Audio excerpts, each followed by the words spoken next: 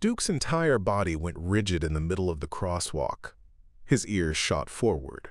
Every muscle coiled tight, and a low rumble started deep in his chest that Marcus had only heard a handful of times in their 3 years together. The kind of sound that meant danger, real danger, was close. Marcus's hand dropped instinctively to his belt, his pulse spiking as he scanned the quiet morning street, searching for the threat his partner had locked onto. But there was nothing. Just the usual downtown foot traffic starting to trickle in, a few early commuters with coffee cups, a delivery truck idling at the corner. Nothing that should make a seasoned K9 react like this. "Duke, easy," Marcus said quietly, keeping his voice calm even as his own heart hammered against his ribs. "What is it, boy?" But Duke didn't ease. He stayed planted right there on the worn crosswalk paint, his dark eyes fixed on something, or someone, that Marcus couldn't yet see. Then she appeared, the little girl, Emma. She came around the corner from 5th Street just like she had every morning for the past 3 weeks, her small frame bundled in the same oversized pink jacket that had seen better years, her dark hair pulled back in an uneven ponytail. She was carrying something wrapped in a napkin, clutching it carefully in both hands the way she always did when she brought treats for Duke. Marcus felt the tension in his shoulders drop slightly. It was just Emma, their morning visitor, the quiet 8-year-old who had somehow become part of their patrol routine without him ever quite planning for it to happen. But Duke didn't relax. If anything, his stance grew more protective, more alert. He took 2 steps forward, pulling against the lead, and the rumble in his chest shifted into something Marcus couldn't quite name. Not aggression. Not exactly. It was concern. Deep, urgent concern. And that's when Marcus saw it. The shadow along Emma's left cheekbone. The way she moved her arms stiffly, favoring her right side. The redness around her wrist that looked too much like finger marks pressed into pale skin. His stomach dropped like a stone into cold water. Emma approached them slowly, her eyes down, her steps smaller than usual. She stopped a few feet away, hesitating in a way she never had before. Duke moved toward her immediately, his training momentarily forgotten, and Marcus let the lead slip just enough to allow it. The dog's entire demeanor changed the moment he reached her. The rigidity melted into something achingly gentle. He pressed his head carefully against her leg, a soft whine escaping his throat, and Emma's hand came down to rest on his dark fur. Her fingers trembled. Marcus saw it clearly now in the early light. The bruise wasn't just a shadow. It was deep purple, spreading from her cheekbone toward her temple. Fresh. Maybe hours old. "Hey, Emma," Marcus said softly, crouching down slowly so he wouldn't tower over her. His mind was already racing through protocols, procedures, the steps he needed to take, but he forced himself to stay calm, to keep his voice steady. "You doing okay this morning?" She nodded, but it was too quick, too automatic, the kind of nod that meant the exact opposite. Her gaze stayed fixed on Duke, her small hand still resting on his head like he was the only solid thing in a world that wouldn't stop shaking. Duke hadn't moved. He stood perfectly still beside her, his body a warm barrier between Emma and the rest of the street, and Marcus watched as his partner's ears swiveled constantly, monitoring every sound, every movement around them. This wasn't just a friendly dog greeting a child. This was a trained protector, recognizing someone who desperately needed protection. "Did you bring Duke something again?" Marcus asked gently, nodding toward the napkin still clutched in her other hand. He needed her to feel safe, to stay here long enough for him to figure out what had happened, where she had come from this morning, and why every instinct he had was now screaming that something was terribly, dangerously wrong. Emma nodded again and slowly unwrapped the napkin. Inside were 2 broken pieces of a granola bar, the kind that came in bulk boxes from discount stores. She held them out toward Duke, her wrist turning just enough that Marcus saw the full circle of bruising there, distinct marks where fingers had gripped too hard, held too long. Duke took the pieces carefully from her palm, his movements slow and deliberate, and Emma's face flickered with something that might have been a smile. Might have been, but it disappeared as quickly as it came, replaced by that same hollow, watchful expression Marcus had seen on too many faces over the years, the look of someone waiting for the next bad thing to happen. "Emma," Marcus said quietly, his throat tight. "Where's home, sweetheart? Where do you live?" She flinched. It was subtle, just a slight pulling back of her shoulders. But Duke caught it instantly. The dog moved closer, positioning himself more firmly between Emma and the street, between Emma and everything, and Marcus saw his partner's eyes flick toward him with an urgency that was impossible to miss. Duke knew. Somehow, the dog knew what Marcus was only just beginning to piece together. Emma wasn't just a lonely kid who liked dogs. She wasn't just a regular visitor bringing treats on her way to school. She was running from something. Or someone. And this morning, something had changed. Something had escalated. The bruises told a story Marcus had read too many times before, and the way Duke refused to leave her side told him everything else he needed to know. This little girl was in danger. Real, immediate danger.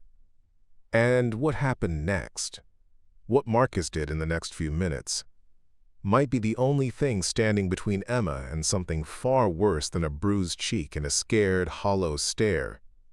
Marcus forced himself to think past the surge of adrenaline flooding his system, past the rage already building in his chest at whoever had put those marks on this child's skin. He needed to rewind, needed to understand how he had missed this, how they had all missed this, because Emma hadn't just appeared this morning out of nowhere. She had been coming to them for weeks. 3 weeks, to be exact. 21 days of morning visits that had somehow become so routine that Marcus had stopped questioning them, stopped wondering why a little girl was wandering downtown alone every single morning before the city fully woke up. It had started on a Tuesday. Marcus remembered that detail clearly because Tuesdays were always quieter than Mondays. The morning patrol rhythm settling into something almost meditative after the chaos of weekend calls finally cleared. He and Duke had been walking their usual route down 8th Street when Duke's ears had perked up, his attention snagging on something near the bus shelter.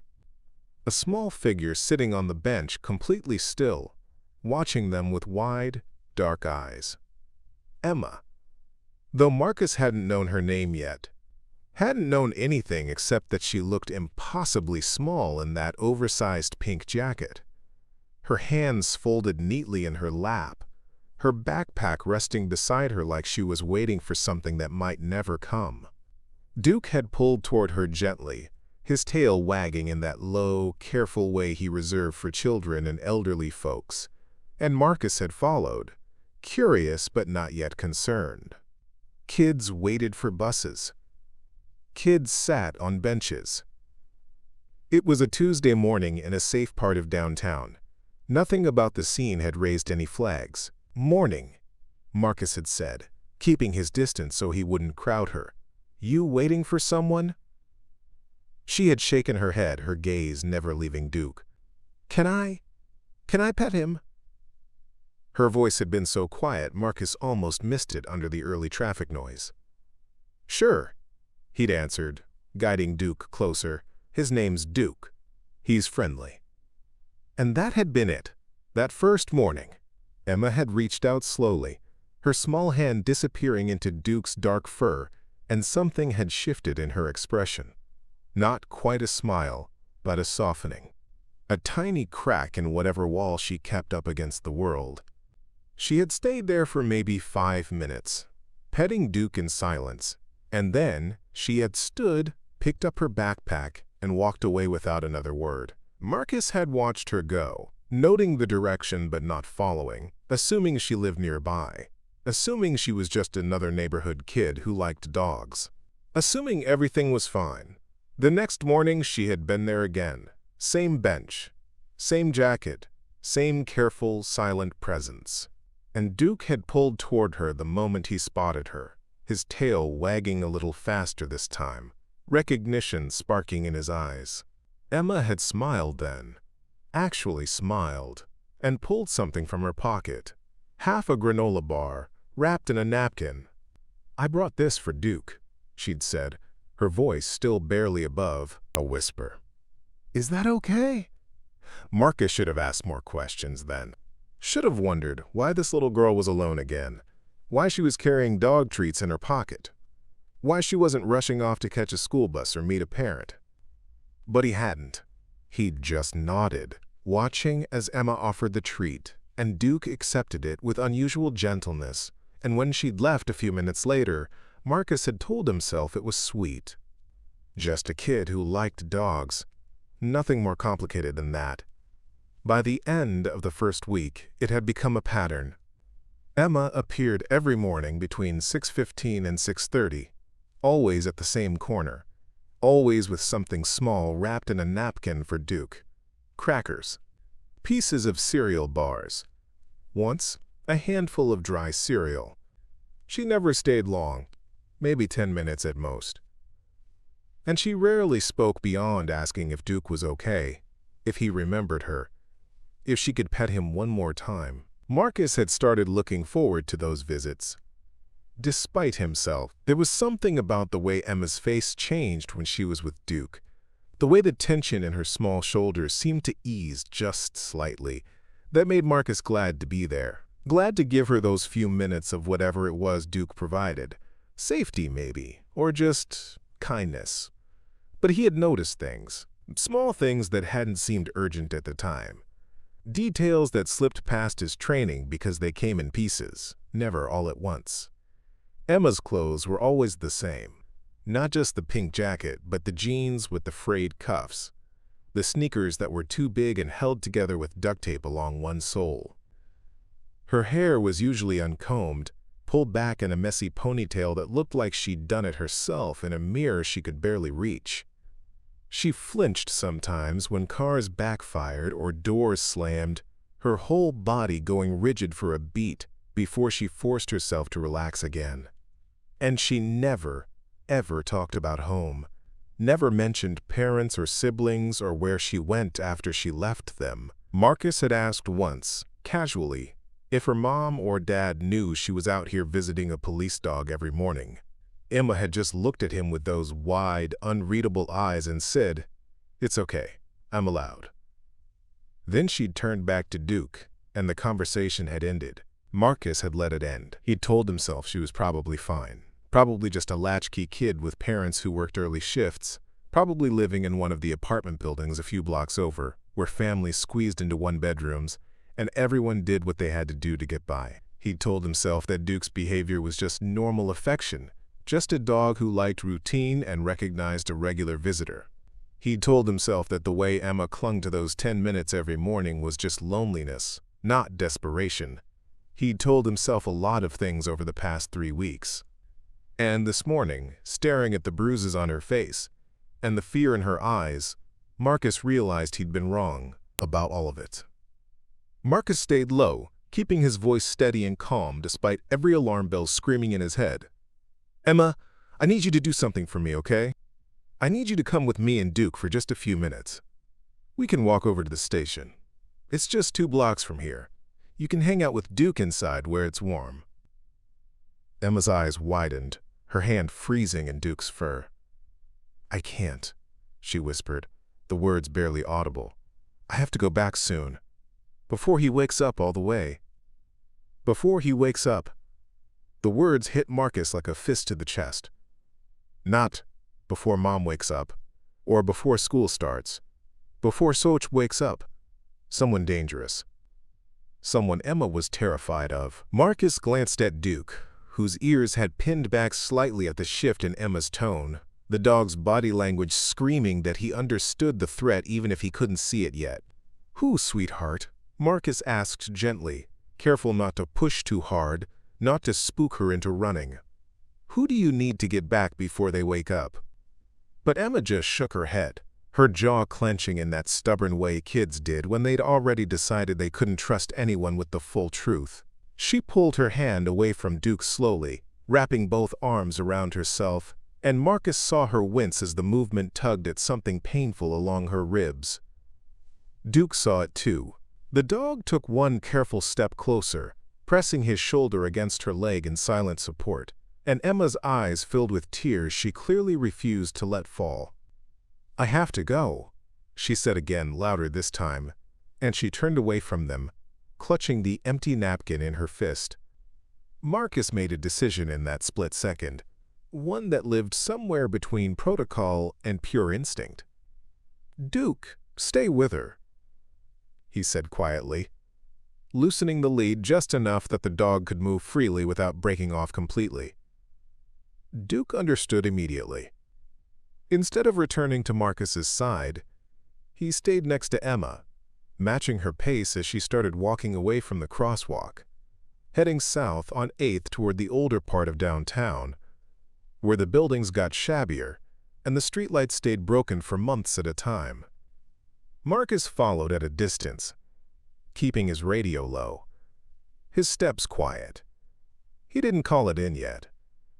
Didn't alert dispatch that he was tailing a minor without guardian consent. Because he knew that if he brought official procedure into this too fast, Emma would vanish into whatever system had already failed her, and whoever had left those bruises on her skin would disappear before anyone could catch them. Emma walked quickly, her small legs moving in a stiff, hurried rhythm that told Marcus she made this trip every single morning, that her body knew the route by memory even if her mind was somewhere else entirely. Duke stayed right beside her, his presence so steady and protective that a few early morning pedestrians glanced their way, probably assuming the dog belonged to the child, probably seeing nothing unusual about a little girl walking a police K9 through downtown at dawn. Marcus kept half a block back, using parked cars and storefronts for cover, his training kicking in automatically even as his heart pounded against his ribs. He pulled his phone out and quickly texted his sergeant. Following possible 10 to 21, child welfare concern, will update location in 5. Emma turned left on 4th Street, then right into an alley that cut between 2 rows of old brick buildings that should have been condemned years ago. Graffiti layered the walls, trash bins overflowed onto cracked pavement, and Marcus's stomach tightened as he watched her navigate the space like she'd done it 100 times before. She emerged on the far side into a narrow courtyard surrounded by 3-story walk-ups, the kind of low-income housing that got raided twice a year and never quite emptied of whatever illegal operations set up inside. Marcus stayed at the alley mouth, watching as Emma approached the center building, her steps slowing as she neared the entrance. Duke stayed glued to her side, and Marcus saw his partner's head lift slightly, nostrils flaring as he scented the air around them. The dog's ears swiveled toward the 3rd-floor windows, his body going tense again in that same way it had back at the crosswalk. Something up there. Something wrong. Emma stopped at the base of the exterior staircase, her hand resting on the rusted railing, and for a long moment she just stood there, staring up at the 3rd floor like she was trying to will herself to climb those steps. Duke nudged her gently with his nose, a soft whine escaping his throat, and Emma turned to look at the dog with an expression that shattered something deep in Marcus's chest. Exhaustion, resignation, the look of a child who had already accepted that the world was not a safe place and that no one was coming to make it better. She crouched down slowly, wrapping both arms around Duke's neck, and buried her face in his fur. Marcus saw her shoulders shake, saw the tears she'd been holding back finally break through, and Duke just stood there, solid and unmoving, letting her hold on as long as she needed. Then the sound came. A crash from somewhere above them, glass breaking, followed by a man's voice shouting something incoherent and angry. Emma jerked back from Duke like she'd been shocked, her face going pale, and she straightened up fast, swiping at her eyes with the back of her hand. "You have to go," she whispered desperately to Duke, trying to shoo him away even as the dog refused to budge. "You have to go now. If he sees you—" But Duke didn't move. His eyes stayed locked on the third-floor window where the shouting had come from, and a low growl started building in his chest again. That same warning sound from earlier. Except now, Marcus understood exactly what his partner was trying to tell him. There was danger up there. Real, active, immediate danger. And Emma was about to walk straight back into it. Marcus stepped out of the alley, his hand already reaching for his radio. No more waiting. No more watching from a distance. Whatever was happening in that apartment, whatever hell this little girl had been living in while she snuck out every morning just to find a few minutes of peace with a dog who made her feel safe, it ended now. "Emma," Marcus called quietly, his voice firm but calm. "Stay right there with Duke. Don't move." She turned toward him, her eyes going wide with panic, and Marcus saw her mouth open to protest, to beg him not to do whatever he was about to do. But before she could speak, another sound cut through the morning air, a woman's voice, weak and desperate, calling for help. And then silence. Terrible, heavy silence. Duke's growl turned into a sharp bark, his focus locked on that third-floor window, and Marcus's blood turned to ice in his veins. He pressed the radio to his lips and spoke fast, his training overriding every other emotion screaming through his system. "Dispatch, this is Unit 12. I need immediate backup and EMS to 347 4th Street, third-floor apartment facing the courtyard. Possible domestic in progress, child welfare critical. Adult down. Repeat, adult down. I'm making entry now." Marcus didn't wait for confirmation from dispatch. He was already moving, his boots hitting the concrete stairs 2 at a time as he climbed toward the third floor, his right hand resting on his weapon but not drawing it yet. Not while Emma was still in the courtyard below watching with those terrified eyes. Duke stayed with her, just as Marcus had silently commanded, the dog's body planted firmly between the little girl and the stairwell, a living shield that wouldn't break no matter what came down those steps. Marcus heard sirens in the distance, backup already rolling, but they were minutes away, and minutes might as well be hours when someone's life was draining away behind a locked door. He reached the third-floor landing, his breath coming hard and fast, adrenaline sharpening every sense until the world felt too bright, too loud, too immediate. The apartment door was plain steel-painted industrial gray, dented near the handle from what looked like previous forced entries, and Marcus could hear movement inside now, footsteps, heavy and unsteady, something being dragged across the floor. He pounded on the door with his fist, his voice cutting through the morning air with the kind of authority that came from years of walking into places where he wasn't welcome and making himself impossible to ignore. "Police! Open the door now!" The movement inside stopped. Total silence for 3 long seconds. Then a man's voice, slurred and angry, shouted back through the steel. "Get the hell out of here! This is private property. You got no right." "I have every right."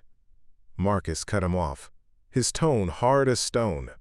"I have a welfare check and a report of someone needing medical assistance. You've got 10 seconds to open this door before I kick it in." More silence. Then the sound of a deadbolt sliding back, slow and deliberate, and the door swung open just wide enough for Marcus to see the man standing in the dim interior. Mid-30s, maybe older, unshaven and reeking of stale alcohol even from 6 feet away. His eyes were bloodshot and unfocused, his stance aggressive but unsteady, and Marcus clocked the man's hands immediately, empty but clenched into fists, knuckles bruised and swollen. Recent violence. Very recent. "There's nobody here who needs help," the man said, his words thick and defensive. "My girlfriend just had too much to drink. She's sleeping it off. Everything's fine." Marcus didn't buy a single word. He took 1 step forward, forcing the man to either hold his ground or back up, and when the man retreated half a step, Marcus moved into the doorway, his eyes scanning the apartment interior in one rapid sweep. Small living room, trash piled in corners, furniture overturned, broken glass near the kitchen entrance.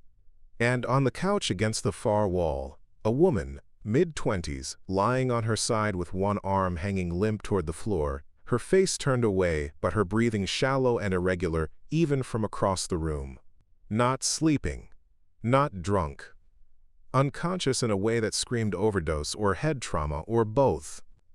"Step aside," Marcus ordered, his voice dropping into that cold, flat register that meant compliance wasn't optional anymore. "Step aside now, or you're going down on obstruction at minimum." The man's face twisted with rage, his mouth opening to argue, but the sound of sirens pulling into the courtyard below cut him off. Backup had arrived. The man seemed to realize in that instant that whatever control he thought he had over the situation was already gone, and his expression shifted from anger to something closer to panic.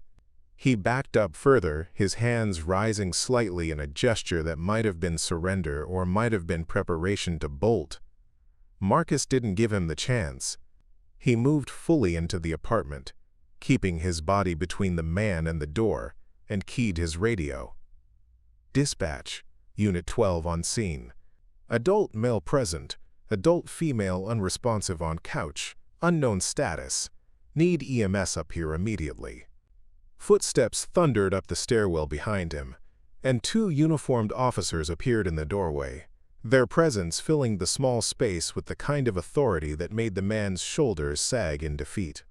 One officer moved to secure him, cuffing his hands behind his back while reading him his rights in a steady monotone, and Marcus crossed the room to the woman on the couch, his training taking over as he knelt beside her and checked for a pulse. Weak, thready. Her skin was cool and clammy, her lips tinged with blue, and Marcus saw the needle marks on her inner arm, fresh punctures surrounded by old scar tissue. Overdose. Definitely overdose. "Ma'am," he said loudly, giving her shoulder a firm shake. "Can you hear me? Ma'am, I need you to wake up." No response. Her eyelids fluttered slightly but didn't open, and Marcus tilted her head back to make sure her airway was clear, his fingers finding her pulse again just to confirm it was still there, still fighting. Paramedics burst into the apartment seconds later, their equipment clattering as they dropped to their knees beside the couch and took over, one medic already pulling out Narcan, while the other started checking vitals and calling out numbers in that rapid-fire shorthand that meant the situation was critical, but not yet hopeless. Marcus stepped back, giving them room to work, and turned his attention to the rest of the apartment. Two doors leading off the main room. One open, showing a filthy bathroom. One closed, locked from the outside with a sliding barrel bolt. Marcus's stomach clenched. He crossed the room in 3 long strides and threw the bolt back, pulling the door open, and the smell hit him first. Unwashed laundry, sweat, fear. It was a closet, narrow and dark, with a single bare bulb hanging from the ceiling and a child's blanket crumpled on the floor. And there, pressed into the back corner with her knees pulled up to her chest and her arms wrapped tight around her legs, was Emma. Her eyes were squeezed shut, her whole body shaking, and Marcus saw immediately that she'd been locked in here for hours, maybe longer. No food, no water, no light except what leaked under the door. Just darkness and terror, and the sounds of violence happening on the other side of the wall. "Emma," Marcus said softly, crouching down at the threshold so he wouldn't tower over her, so he wouldn't add to the fear already overwhelming her small frame. "Emma, it's Officer Marcus. You're safe now. Nobody's gonna hurt you anymore." Her eyes opened slowly, blinking against the sudden brightness flooding in from the main room, and when her gaze found his face, something inside her seemed to break completely. She lunged forward, throwing herself into his arms with a desperation that nearly knocked him backward, and Marcus caught her instinctively, wrapping his arms around her thin shoulders as sobs tore through her body in violent, uncontrollable waves.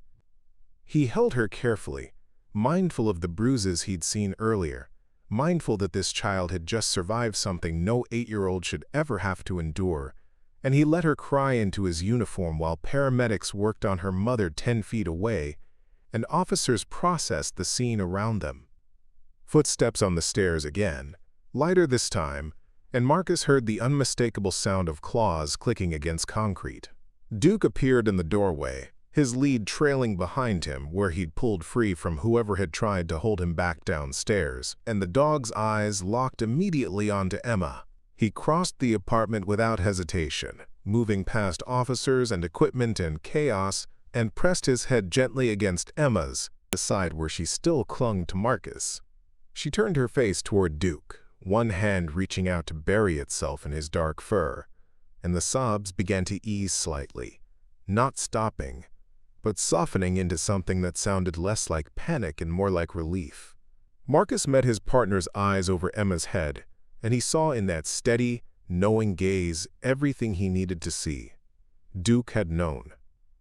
From that very first morning 3 weeks ago, the dog had sensed what Marcus had missed, had recognized a child in danger, had stayed close, stayed gentle, stayed protective, waiting for the moment when someone would finally see what he'd been trying to show them all along. "Good boy," Marcus whispered, his throat tight. "Good boy, Duke." The hospital hallway smelled like antiseptic and recycled air, but Marcus barely noticed it anymore. He'd spent the last 6 hours here, watching through reinforced glass, as nurses monitored Emma's mother in the ICU, watching as social workers came and went with their clipboards and careful questions, watching as Emma sat in a too large chair in the children's waiting area, with a blanket wrapped around her shoulders and her eyes fixed on nothing at all. Duke had stayed with her the entire time. The hospital staff had initially protested. No animals allowed except registered service dogs. But Marcus had shown them his badge and explained in a tone that didn't invite argument that Duke wasn't leaving that little girl's side until someone could guarantee her safety better than his canine partner could. They'd stopped protesting after that.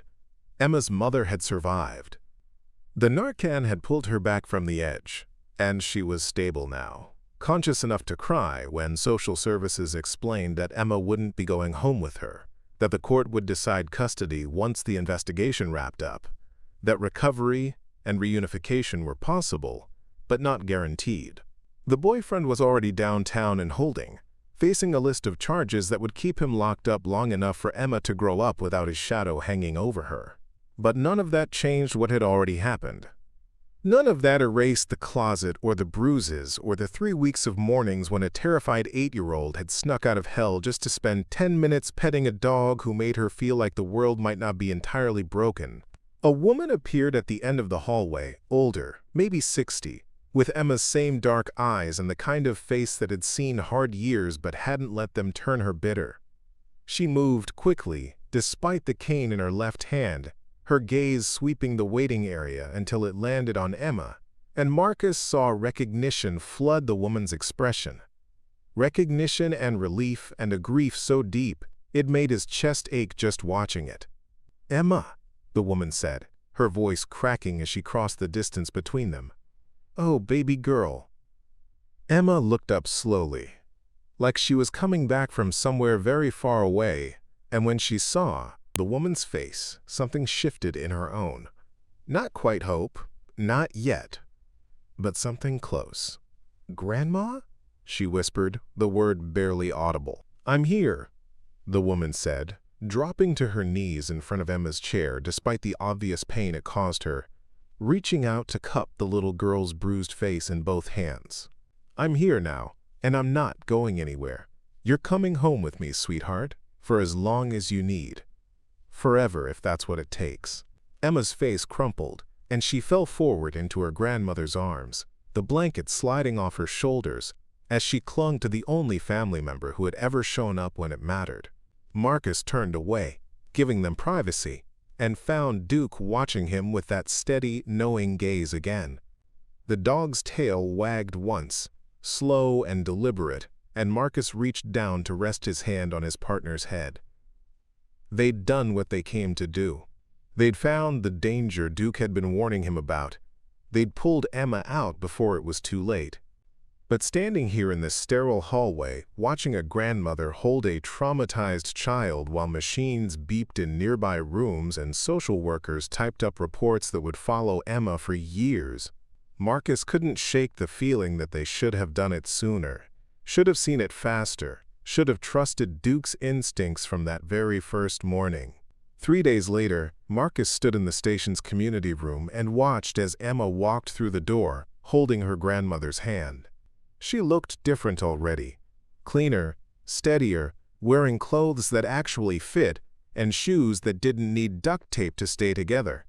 Her hair was brushed and tied back with a ribbon, and the bruise on her cheek had faded from deep purple to a greenish yellow that would disappear completely in another week or so. But her eyes still carried that same watchful caution, that same expectation that safety was temporary and kindness had conditions.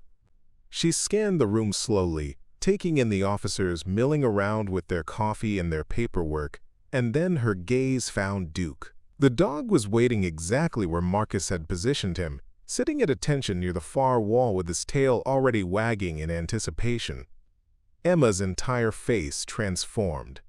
The walls came down, the caution evaporated, and she let go of her grandmother's hand and ran across the room with the kind of pure, unfiltered joy that reminded Marcus why he'd become a cop in the first place. Duke held his position until she reached him, then broke into wiggles and happy whines as Emma threw her arms around his neck and buried her face in his fur. No tears this time. Just relief. Just happiness.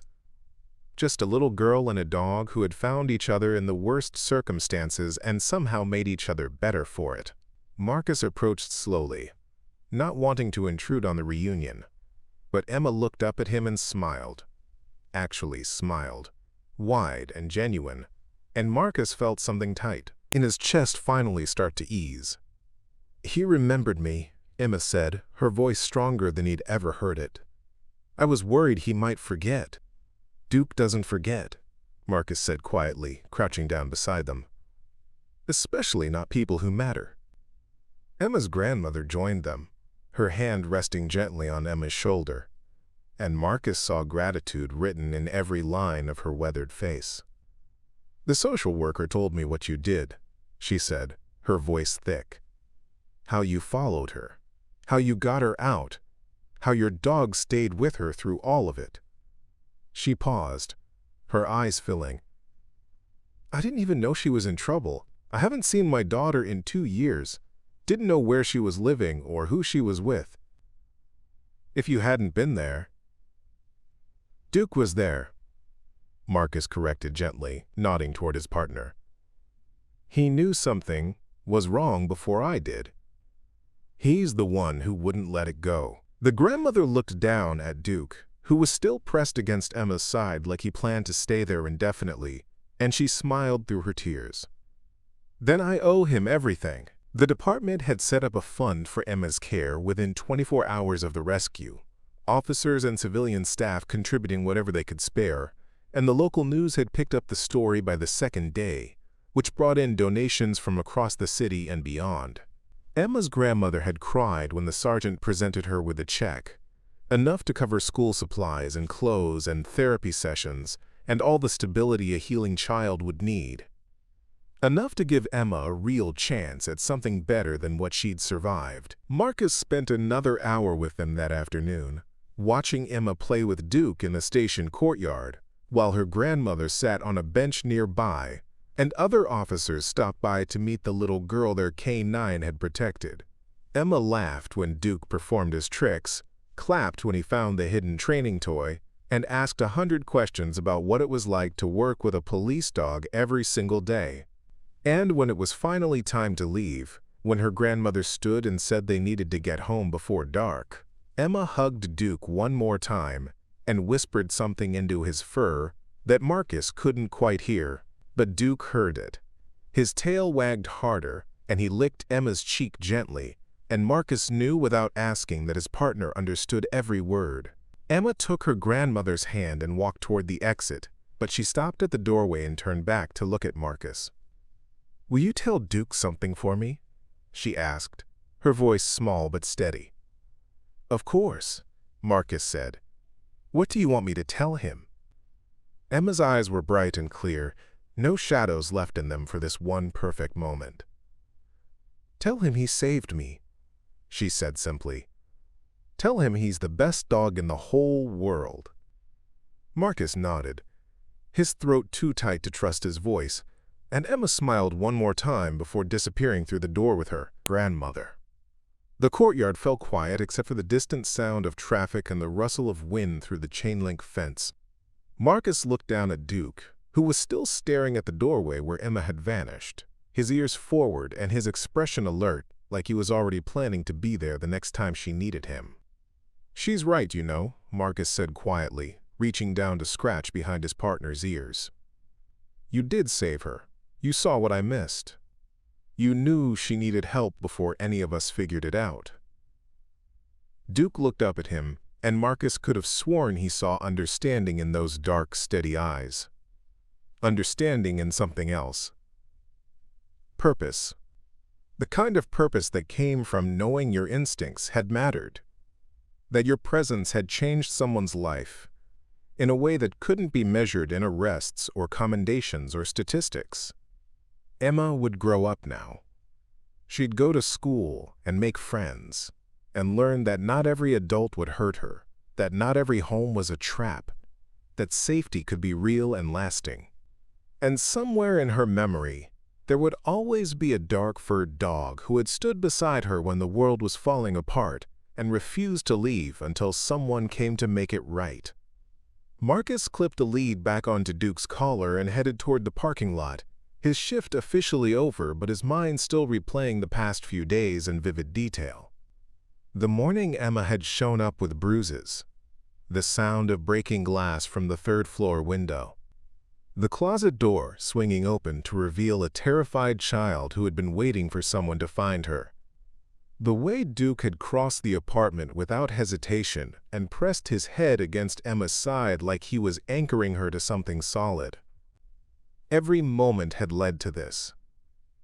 To a little girl safe with her grandmother, to a mother getting a chance at recovery, to a dangerous man behind bars where he belonged.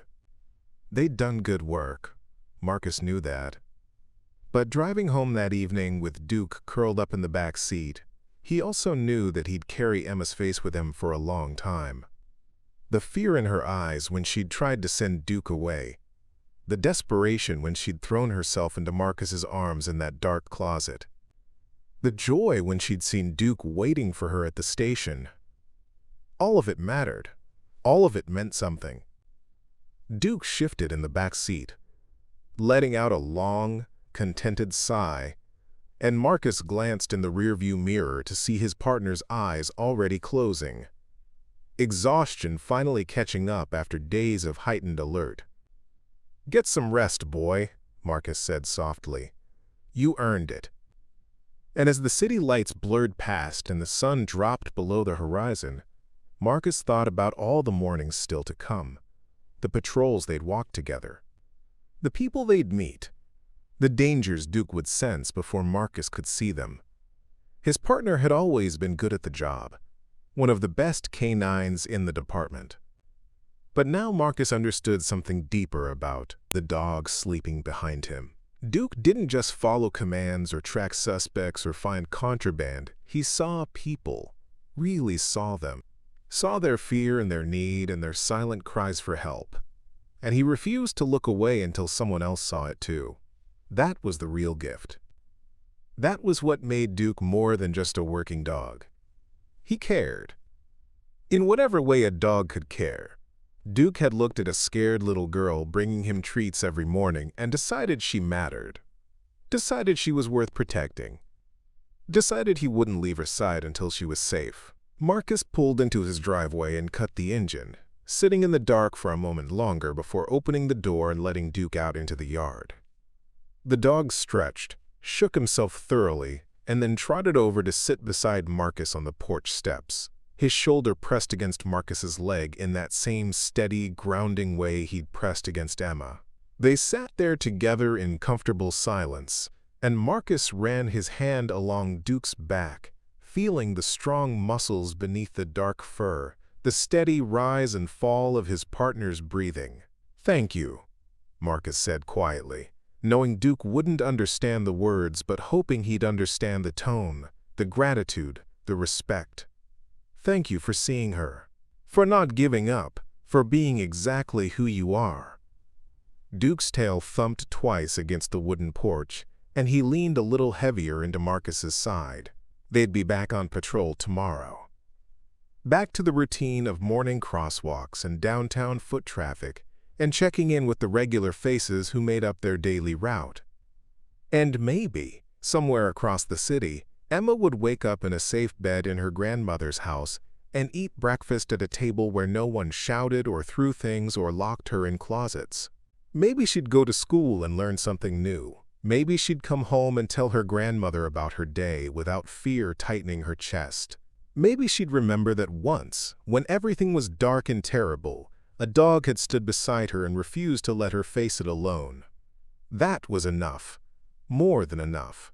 Marcus stood, his knees protesting slightly after the long day, and Duke rose with him, ready to follow wherever his partner led. They walked inside together, the door closing softly behind them, and the night settled over the quiet neighborhood like a blanket. Tomorrow would bring new calls, new dangers, new people who needed help. But tonight, they could rest. They'd done what they were supposed to do. They'd saved someone who desperately needed saving. And in the end, that was all that mattered.